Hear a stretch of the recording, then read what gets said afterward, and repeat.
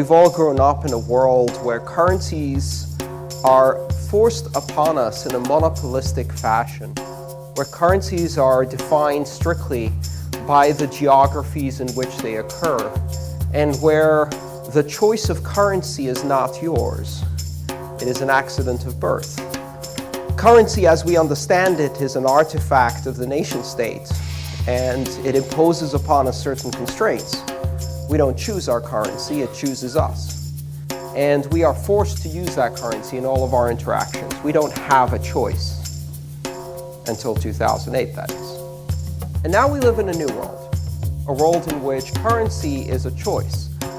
And not just a choice in terms of use. It's not just a matter of being able to choose which currency we use as individuals, but it's also a means of expression. And if you don't have a currency with a stamped face on it, you invent it. And you can see this. One of the things that really captivated me was understanding that if you have a primary school environment and you watch children in their natural habitat, a very unnatural habitat in most schools, but in any case, they don't have currency. Young children don't have currency and they don't understand currency, so what they do is they invent currency. They start trading rubber bands, Pokemon cards, Tamagotchi, tokens of affection, tokens of popularity. Humans create currency as a means of expressing their desires, of expressing their individuality. So I thought, what happens when a 5-year-old in a primary school can use a website to create Joey coin, to compete against Maria coin in a game of popularity within their school? And then it dawned on me. To ask the question, how many currencies will exist, is equivalent to ask the question, how many bloggers will there be on the internet? And the answer is simple, all of us.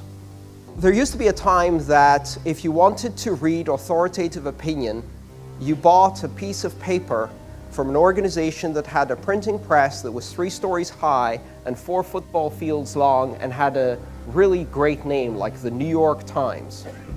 And that organization could buy ink by the barrel, and through that ownership of this enormous manufacturing facility, they had the weight of authority. And so we imbued authority into these institutions, and we used that authority to decide which opinions mattered and which opinions didn't. We used them as gatekeepers of authority to give us guidance in understanding opinion.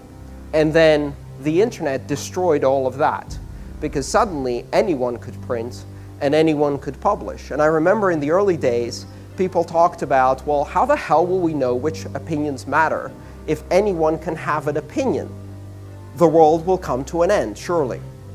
And suddenly the world is upside down. Authority is no longer the person who owns the printing press, but it is now the person who has the content that matters. And we just did this to currency.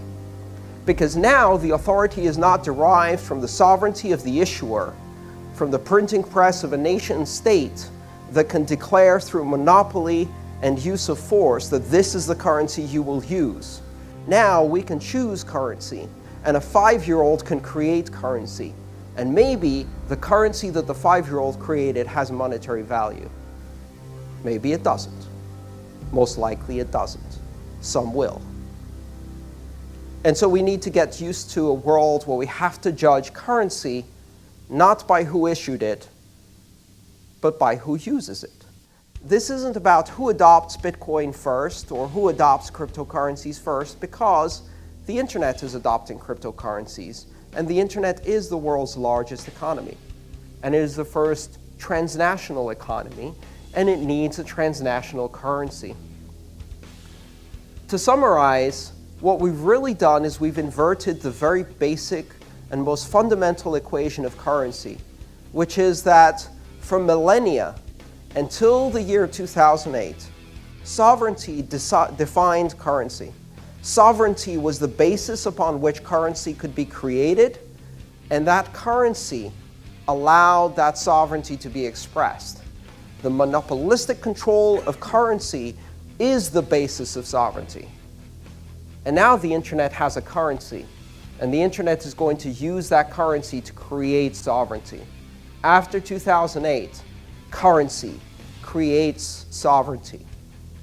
And the internet has its own currency, which means the internet has purchasing power, which means the internet has economic freedom, which means the internet can exert that economic freedom in a post-nationalist way, in a way that ignores borders and makes the nation state not obsolete, but simply less relevant. So this is the world we now live in, a world in which currencies can coexist and where currency and its user adoption creates sovereignty. That's basically what I wanted to talk about today. Thank you.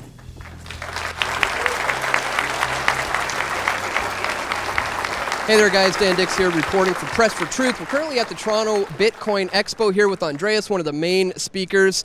And Andreas, thank you very much for taking some time to speak with us today at Press for Truth. Thank you so much, I appreciate it. Now, what was it that first got you interested in Bitcoin? What was it for you that brought Bitcoin to your attention?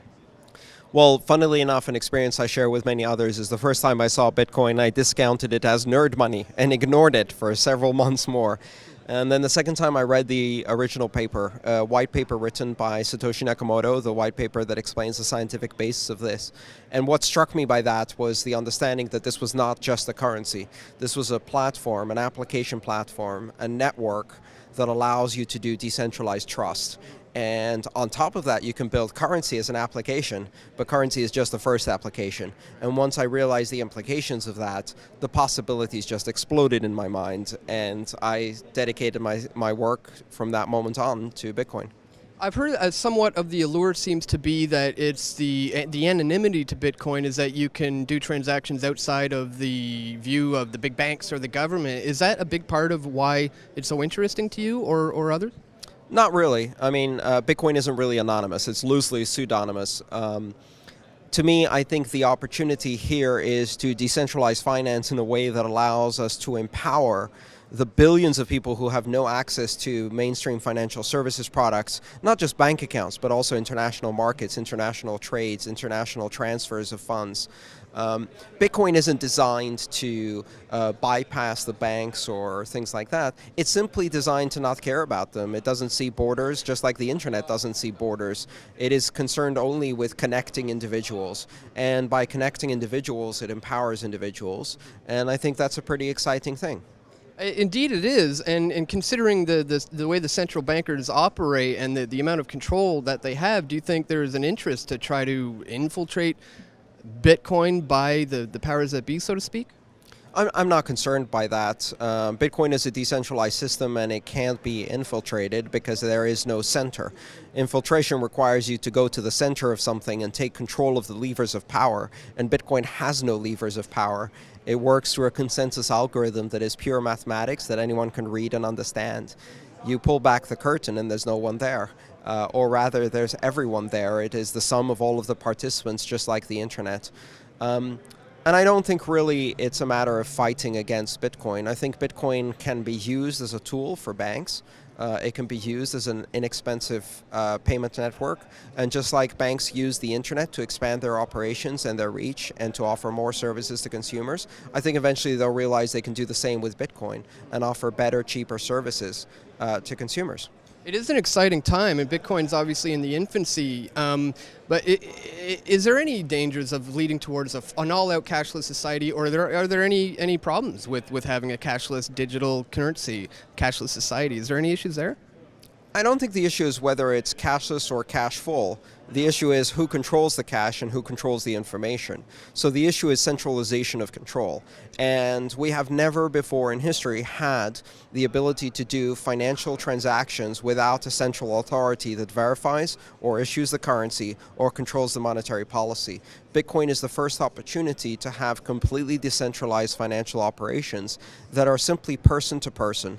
And to me, that's incredibly empowering. And we can do a lot of things with Bitcoin that can protect us from centralized control, or rather from the abuse that occurs when people who achieve control over the central levers of power then use them to enrich themselves at the expense of everybody else. So what would be your hope to see come out of this in the coming months and in years even? Where would you like to see this go? Well, I think one of the most exciting opportunities for me is the opportunity to impact, as I say, the other 6 billion. There's about 1 billion people in the world who not only have access to bank accounts, but have access to international markets and fund transfers. They don't have too many currency controls. They can access a very large pool of liquidity for credit. And then there's the other 6 billion who have very limited access to all of those things, live in places where there's very strict currency controls, very few opportunities to interact with the rest of the world on a financial basis, and where governments essentially operate as protection rackets and defraud and steal from their own people in order to enrich those in power.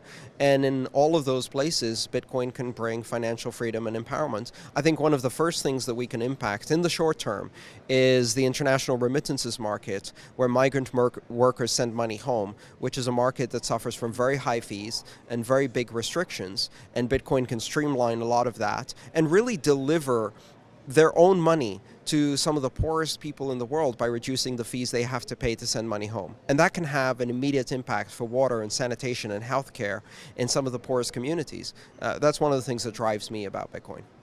Final thoughts, what would you suggest to the skeptics who might be concerned that it could be a potential Trojan horse to rope in all these people and to bring them under more control? What would you say to those skeptics? I can read the source code. It's all out there in the open. If this is a Trojan horse, it's the most ill-conceived Trojan horse because it galloped out of control from the moment it was introduced and is now going to decentralize and empower billions of people. That was a bad move, if it was a move, but it wasn't. I mean, this is an open source project. It's a project that was developed out of 2 decades of research in digital currencies. It was the natural conclusion of all of these decades of research, and it's the natural conclusion of this trend of decentralization we've seen with the internet. And I think at the end of the day, decentralization is that theme, and that empowers people. And it removes opportunities for corruption, it removes opportunities for control, and it removes opportunities for oppression. Well, no doubt we need to step outside of the centralized banking systems and their system of fiat currencies. So it is an exciting time. Thank you very much for talking to us about it. So much. And wish you all the best. Thank you so much. Appreciate it.